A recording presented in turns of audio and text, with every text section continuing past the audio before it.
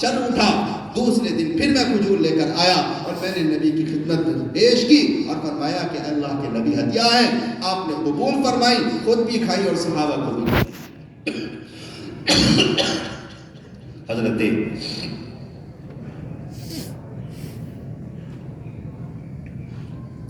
سلمان فارسی رضی اللہ تعالیٰ عنہ فرماتے ہیں میں سمجھ گیا کہ یہ برحق نبی ہے, اس لیے کہ راہب نے یوں کہا تھا کہ دوسری علامت یہ ہوگی کہ وہ ہدیہ لے لیں گے. صدقہ نہیں لیا, ہدیہ لے لیا. اب تیسری ایک علامت اور تھی. کہتے ہیں میں نے سوچا ایک علامت اور رہ گئی. میں کل اٹھا اور اٹھ کر میں تیزی کے ساتھ نبی کی خدمت میں جا رہا تھا کہ میں دیکھوں کہ یہ نبی برحق ہے یا نہیں, تیسری علامت کو پہچانوں. جیسے ہی میں مدینہ پہنچا, نبی کے پاس پہنچنے والا تھا, نبی پاک کھڑے ہو جاتے ہیں اور آپ کھڑے ہو کر کرتا اتارتے ہیں اور آپ پلٹ کر کھڑے ہو جاتے ہیں اور آپ نے آواز لگائی اے سلمان تم مجھے آزمانے کے لیے آئے ہو کہ میں نبی ہوں یا نہیں, لو دیکھ لو مہر نبوت. حضرت سلمان فارسی کہتے ہیں میں نے تیسری علامت کو بھی پا لیا. ہاں پا لیا, دیکھ لیا, اس لیے کہ راہب نے مجھ سے کہا تھا کہ ان کے شانے پر مہر نبوت ہوگی. میں نے آقا کی پشت پر مہر نبوت کو دیکھ لیا. ایمان لے کر آئے, اسلام لے کر آئے اور اللہ کے نبی سے کہتے ہیں میں غلام ہوں. آپ نے فرمایا جب غلام ہو تو بھاگنے کی ضرورت نہیں ہے, جاؤ اپنے مالک کے پاس جاؤ اور اس سے معاہدہ کرو, مکاتبت کا معاملہ کرو اور اس سے کہو کہ میں تمہیں کچھ پیسے دے دوں گا, تم آزاد کر دو. پیسے دیے صحابہ نے اکٹھے کر کے, حضرت سلمان فارسی آزاد ہوئے, صفہ کے امام بنے, صفہ کے مینیجر بنے, صفہ کے ناظم بنے. ہاں بھوڑ پروارو, ایک وقت ایسا آیا کہ جب سلمان نے قربانی دی ہے, سلمان نے ایمان قبول کیا ہے, سلمان نے ماں کو چھوڑا, باپ کو چھوڑا, خاندان کو چھوڑا اور پٹائی کو کھایا ہے, ایسے حالات کے باوجود نبی پاک علیہ السلام پر ایمان لے کر آئے اور ایمان لانے کے بعد اعلان سنو, جب نبی پر ایمان لے کر آئے تو میرے نبی کا اعلان تھا, ایک مرتبہ میرے آقا, میرے سرکار, میرے تاجدار مدینہ کے اندر مسجد نبوی کے اندر بیٹھ کر اعلان فرماتے ہیں سلمان منا ومن اہل البیت, سلمان منا ومن اہل البیت, سلمان مجھ سے ہے اور سلمان میرے اہل بیت میں سے ہے, میرے گھر والوں میں سے ہے. لوگوں دین پر عمل اصل ہے, جو اللہ کے نبی کا ہو گیا اللہ کی قسم وہ اللہ کے نبی کے پریوار میں سے ہو جاتا ہے. عمران کے رہنے والے تھے لیکن نبی کے لیے آئے تھے, نبی نے نہیں چھوڑا. ہمارا اسلام تو اپناتا ہے, ہمارا اسلام سینے سے لگاتا ہے, ہمارے نبی نے کمزوروں کی مدد کی ہے, ہمارا اسلام کمزوروں کا مسیحا ہے, ہمارا اسلام امانت کا پیکر, صداقت کا پیکر, عدالت کا پیکر, انصاف کا پیکر. ہمارا اسلام ہر ایک مذہب کو عزت دیتا ہے, ہمارا اسلام پیارے نبی کا اسلام بوڑھوں کی عزت کرتا ہے, عورتوں کی عزت کرتا ہے, بچوں کی عزت کرتا ہے, شفقت کیا کرتا ہے. ماں باپ کا احترام اسلام کے اندر سکھایا جاتا ہے. اللہ کے نبی سے محبت کرنا ایمان کا اعلیٰ درجہ ہے. اور بھوڑ پر والوں میں آپ سے کہوں گا کہ آج کا دور بہت خطرناک تیزی کے ساتھ چل رہا ہے. دنیا ہمارے نسلوں کے ایمان پر ڈاکہ ڈالنا چاہتی ہے, دنیا چاہتی ہے ہمارے بچوں کو بے ایمان بنا دیا جائے, ہمارے بچوں کے سینے سے قرآن نکالا جائے, صداقت نکالی جائے, انصاف نکالا جائے, ایمان نکالا جائے, ہدایت کو نکالا جائے, رشد و ہدایت کے پیغام کو ان کے سینوں سے نکال لیا جائے.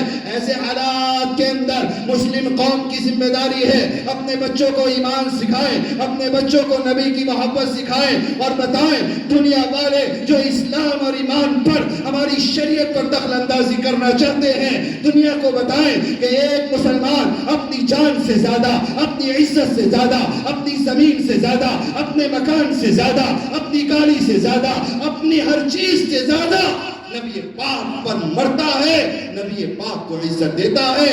ہماری جان, ہمارا مال, ہماری عزت سب کچھ آقا انعامدار پر قربان ہے. ہم نبی سے سچی محبت کرتے ہیں, اسی کے لیے جیتے ہیں اور اسی پر مرتے ہیں. ہم اپنے ایمان کو کسی حال میں نہیں چھوڑ سکتے ہیں. ہم اللہ کے نبی کی شریعت پر قائم ہیں اور ہاتھ اٹھا کر کہو کہ انشاءاللہ آخر دم تک قائم رہیں گے. انشاءاللہ. اللہ کے نبی صلی اللہ علیہ وسلم حدیث پاک میں ارشاد فرماتے ہیں واللہ لا یؤمن حتی اکون احب الیہ من والدہ وولدہ والناس اجمعین او کما قال علیہ الصلاة والسلام۔ پیارے نبی نے ارشاد فرمایا اللہ کی قسم ایمان والو تمہارا ایمان کامل ایمان نہیں ہو سکتا، تمہارے ایمان پر کمال کی مہر نہیں لگ سکتی، تم مکمل ایمان والے نہیں ہو سکتے جب تک کہ میں تمہارے نزدیک تمہاری اولاد، تمہارے بچے، تمہاری بیویاں، تمہاری بیٹیاں، تمہارے اعزاء، تمہارے ماں باپ، تمہارے اقربا، تمہارے رشتہ دار، حتیٰ کہ تمام لوگوں سے سب سے زیادہ میں محبوب نہ بن جاؤں تب تک تمہارا ایمان کامل ایمان نہیں ہو سکتا۔ سب سے پہلے اللہ کے نبی کی ذات ہے۔ میں آپ کو ایک بہت خوبصورت واقعہ جو علامہ ابن جوزی رحمۃ اللہ علیہ نے تحریر فرمایا۔ علامہ ابن جوزی نے اپنی کتاب میں ایک بہت خوبصورت واقعہ لکھا ہے، توجہ کے ساتھ سننا۔ حضور کے خاندان کی ایک بیٹی جو بغداد میں رہا کرتی تھی، وہاں ایک وائرس آیا، ایک وبا آئی، طاعون کی وبا، جیسے ابھی 2-4 سال قبل پہلے آیا تھا نا یہاں کرونا وائرس، لوگ ہلاک ہو رہے تھے، وفات اور موت زیادہ ہو رہی تھی، یاد ہوگا نہیں؟ اللہ کے حکم سے آیا، اللہ کے حکم سے چلا گیا۔ ایسے ہی اس زمانے میں بغداد میں ایک وائرس آیا، طاعون کا وبا آئی، لوگ ہلاک ہونے لگے۔ اللہ کے نبی صلی اللہ علیہ وسلم کے خاندان کی یہ جو بیٹی تھی، ان کے شوہر کا انتقال ہو جاتا ہے۔ بھوڑپور والوں، علامہ ابن جوزی لکھتے ہیں 4 بیٹیاں تھیں، سب لوگ اپنا وطن چھوڑ کر جانے لگے۔ انہوں نے سوچا مجھے بھی جانا چاہیے، سامان باندھا، بیٹیوں کو لیا، شوہر کا انتقال ہو چکا ہے، سفر پر نکل گئی۔ ایک مسلم بستی میں پہنچی، رات ہو گئی، ایک مسلمان کے دروازے پر دستک دی، وہ باہر نکل کر آیا، پوچھا کون؟ کہا حضور کے خاندان سے ہوں، فلاں بستی میں رہتی ہوں، شوہر کا انتقال ہو گیا، بیٹیوں کا ساتھ ہے، سفر پر ہوں، ایک رات گزارنی ہے، آپ مجھے اجازت دیں، ایک رات قیام فرما دیں۔ وہ مسلمان کہتا ہے چلو آگے چلو۔ جب یہ بات کہی، علامہ ابن جوزی لکھتے ہیں کہ اس بچی نے جو حضور کے خاندان سے جس کا تعلق تھا، وہ کہنے لگتی ہے کہ میرے بھائی، آپ کو نبی کی محبت کا واسطہ، آپ مجھے ایک رات گزارنے کی اجازت دے، بیٹیوں کا ساتھ ہے، رات ہو گئی، شوہر کا انتقال ہو چکا ہے، کہاں جاؤں؟ وہ مسلمان کہتا ہے تمہارے پاس کیا دلیل ہے کہ تمہارا رشتہ حضور سے جڑتا ہے؟ جب یہ بات کہی تو پیارے نبی کے خاندان کی جو بیٹی تھی، اس کے آنکھوں سے آنسو نکلتے ہیں اور ٹپا ٹپ دامن پر گرنے لگتے ہیں۔ جیسے ہی دامن پر گرے، اس بچی نے وہ دامن اٹھایا اور اٹھا کر کہا کہ ان آنسوؤں کے علاوہ میرے پاس کوئی دلیل نہیں ہے کہ میرا رشتہ حضور سے جڑتا ہے۔ رات ہو گئی، اس نے کہا چلو آگے چلو، کوئی تمہارا کام یہاں نہیں۔ وہ بچی روتے ہوئے، آنکھیں نم ہیں، آنکھوں میں آنسو ہیں، بیٹیوں کا ساتھ ہے، شوہر کا انتقال ہو چکا، سامان ہاتھ میں لے کر بستی کے آخر میں ایک گھر تھا، اس پر دستک دینے لگی۔ بستی کے آخر میں جو گھر تھا، اس سے ایک عیسائی باہر نکل کر آیا، پوچھا کون؟ کہا نبی کے خاندان سے ہوں۔ کہا کون سے نبی؟ کہا مدینے والے۔ جب یہ نام سنا، وہ عیسائی گھر کے اندر گیا اور گھر کے پرانے برتن بیچ کر نئے برتن خرید کر لاتا ہے اور حضور کی بیٹی کی شاندار ضیافت کرتا ہے، اور کہا کہ تمہیں جتنے دن رہنا ہے یہاں۔ میرے بھائیوں، رات ہو گئی، سب سو گئے۔ علامہ ابن جوزی نے لکھا ہے جب سب سو گئے تو وہ مسلمان جس نے نبی کی محبت کا واسطہ قبول نہیں کیا تھا اور نبی کی محبت کو نہیں تسلیم کیا تھا، وہ سو جاتا ہے۔ اسے ایک خواب نظر آتا ہے، خواب کے اندر دیکھتا ہے کہ میرے آقا، میرے سرکار حوض کوثر پر تشریف فرما ہے اور آپ مسلمانوں کی ایک لائن لگی ہوئی ہے، ایک ایک کر کے مسلمان جنت کے اندر جاتے ہیں اور آپ اپنے دست مبارک سے جام کوثر کا جام پلا رہے ہیں۔ جب اس مسلمان کا نمبر آتا ہے، وہ مسلمان جس نے حضور کی بیٹی کو اپنے گھر سے بھگایا تھا اور حضور کی محبت کا واسطہ قبول نہیں کیا تھا، جب اس مسلمان کا نمبر آیا، حضرت جبرائیل روک دیتے ہیں اور کہنے لگتے ہیں تو اندر داخل نہیں ہو سکتا۔ کہا کیوں نہیں جا سکتا؟ حضرت جبرائیل نے فرمایا اے مسلمان، جس سینے کے اندر حضور کی محبت نہ ہو وہ سینہ جنت میں جانے کا حقدار نہیں ہوتا ہے۔ ہاں صبح ہو جاتی ہے۔ علامہ ابن جوزی نے لکھا وہ مسلمان جب اٹھتا ہے پریشان، حیران، سرگردہ پوری بستی میں پھر رہا ہے۔ کیوں؟ اس لیے کہ کون مسلمان ہے جو جنت کی خواہش نہیں رکھتا؟ اسے خواب دیکھا پریشان کہ جنت سے نکال دیا گیا، پریشان پھر رہا ہے۔ ہاں ہر مسلمان کی خواہش جنت، ہر مسلمان کی معراج جنت ہے۔ کسی نے بتایا پریشان نہ ہو، بستی کے آخر میں ایک عیسائی گھر ہے، اس کے پاس جاؤ اور جا کر اللہ کے نبی کی بیٹی وہاں مقیم ہے، جا کر اسے لے آؤ۔ یہ مسلمان آگے بڑھتا ہے، عیسائی کے گھر پر پہنچا، دستک دی، عیسائی باہر نکل کر آیا، پوچھا کون؟ کہا مسلمان ہوں۔ کہا کیا کام؟ کہتا ہے مجھے حضور کی بیٹی چاہیے۔ کہا میں نہیں دوں گا۔ تو مسلمان کی زبان سے ایک جملہ نکلتا ہے، بھوڑ پور کے نوجوانوں، علامہ ابن جوزی نے لکھا ہے کہ وہ مسلمان عیسائی سے مخاطب ہو کر کہنے لگتا ہے کہ اے عیسائی، تم تو عیسائی ہو، مسلمان نہیں ہو، تم حضور کی بیٹی کا کیا کرو گے؟ ہاں جب یہ جملہ عیسائی نے سنا تو مسلمان سے مخاطب ہو کر کہنے لگتا ہے، مسلمان دوبارہ کہ کیا کہتا ہے؟ مسلمان کہتا ہے ارے تم تو عیسائی ہو، مسلمان نہیں ہو، تم حضور کی بیٹی کا کیا کرو گے؟ بھوڑ پور والوں، علامہ ابن جوزی نے لکھا ہے کہ وہ عیسائی مسلمان سے مخاطب ہوتا ہے اور مخاطب ہو کر کہنے لگتا ہے کہ اے مسلمان، کان کھول کر سن، میں کل تک عیسائی تھا، آج مسلمان ہو گیا ہوں۔ تیرے تو خواب میں حضور آئے تھے، مجھے تو خود حضور کلمہ پڑھا کر گئے صلی اللہ علیہ وسلم۔ سب درود شریف پڑھیں صلی اللہ علیہ وسلم۔ میرے بھائیوں، اللہ کے نبی صلی اللہ علیہ وسلم کے دین سے محبت ایمان کا حصہ ہے۔ آج اگر ہماری بیٹی کسی غیر کے ساتھ راہ فرار اختیار کر رہی ہے، ہمارا بیٹا ایمان سے ہاتھ دھو کر ایمانیات پر نہیں ہے، اللہ کی قسم ماں باپ مجرم ہیں۔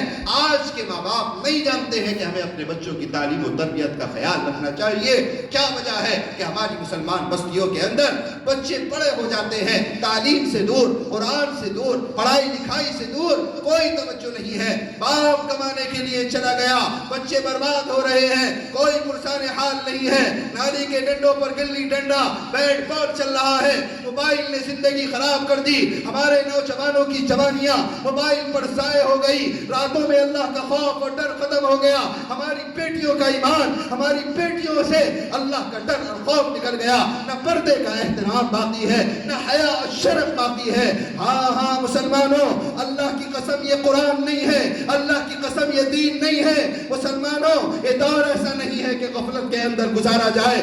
آج شعور کا دور ہے، آج احساس کا دور ہے۔ دنیا تمہیں مٹانا چاہتی ہے، دنیا تمہیں ختم کرنا چاہتی ہے، دنیا ہماری نسلوں کے ایمان سے کھیلنا چاہتی ہے۔ اگر ہم نے اپنے بچوں کی نسل اور تربیت کا خیال نہیں رکھا، اللہ کی قسم کل قیامت کے دن بھی اللہ کے سامنے ہمیں جواب دینا ہوگا۔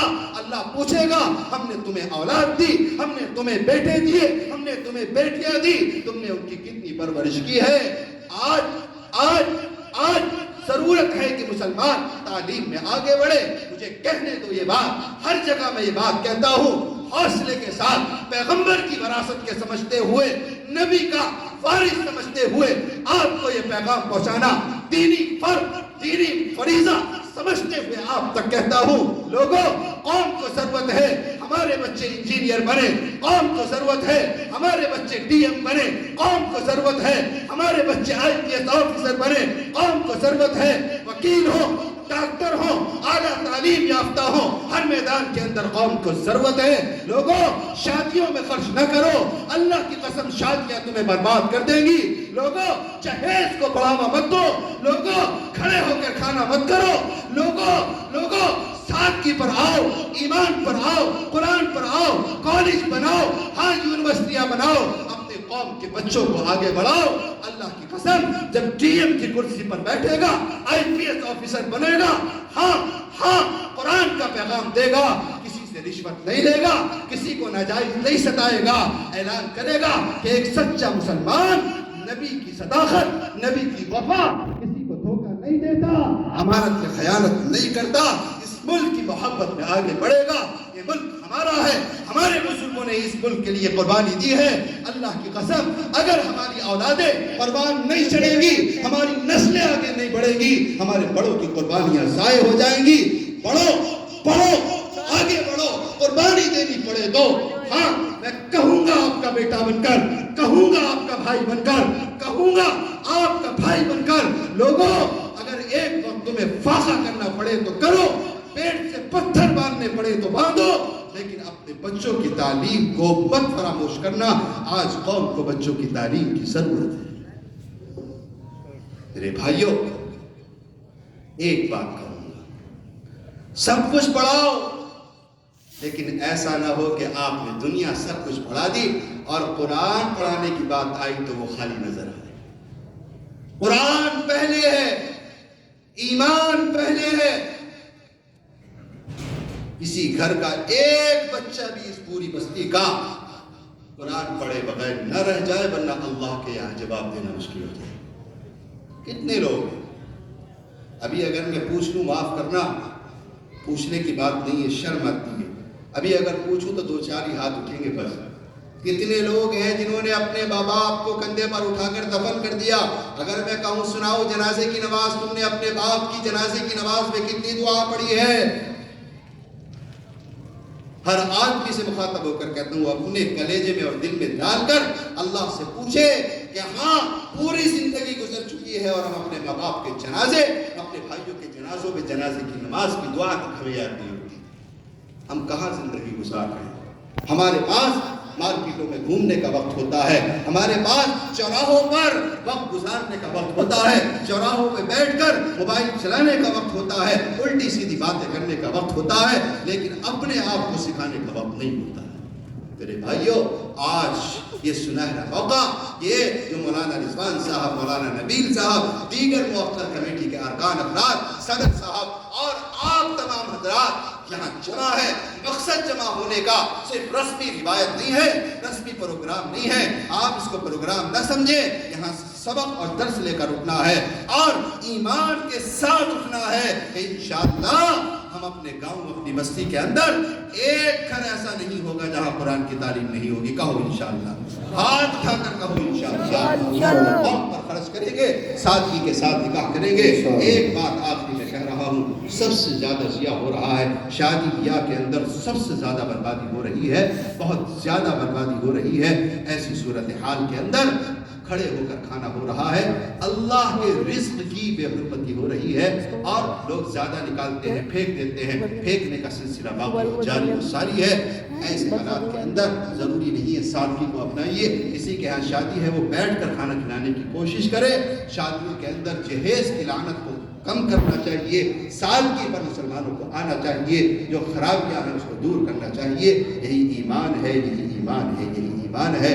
اللہ پاک کہنے سننے سے زیادہ مجھے عمل کی توفیق نصیب فرمائے. ایک مرتبہ کہو کہ انشاءاللہ ہم سب عمل کریں گے. کہو انشاءاللہ, ایمان کے ساتھ کہو انشاءاللہ. اللہ سب سے بڑا ہے اور حالات آئیں گے, چلے جائیں گے. فلسطین کے ساتھ ہیں ہم, غزہ کے مظلوموں کے ساتھ ہیں ہم. ہاں, ہمیں کوئی پرواہ نہیں ہے. ہمارا ملک بھی مظلوموں کے ساتھ رہتا ہے. ہمارے ملک کی پالیسی بھی پہلے بھی ایسی ویڈیو ہمارے پاس موجود ہے, مظلوموں کی حمایت کے اندر رہا کرتی ہے. ہم مظلوموں کے ساتھ ہیں. ہم آپ سے دعا کریں گے. ہم اپنے بھائیوں کو فراموش نہیں کر سکتے. تمہارا بھوکا رہنا, تمہارا پیاس سے تڑپنا ہمیں دیکھا نہیں جاتا ہے. ہم رب کو گواہ بنا کر کہتے ہیں, ربا ربا اسلام زندہ ہے, اسلام زندہ ہے اور قیامت تک زندہ رہے گا. ربا ہمارے معاف کر دینا. ہم تیرے دین کے خاطر, اعلاء کلمت اللہ کے خاطر جو کوشش و جدوجہد ہمیں کرنی چاہیے تھی ہم نہ کر سکے. اللہ ہمارے فلسطینی بھائیوں کی مدد فرما, کہو آمین. اللہ ہمارے ماں و بہنوں کی حفاظت فرما. ہر مسلمان کی جان کی, مال کی, عزت کی, آبرو کی حفاظت فرما. وآخر دعوانا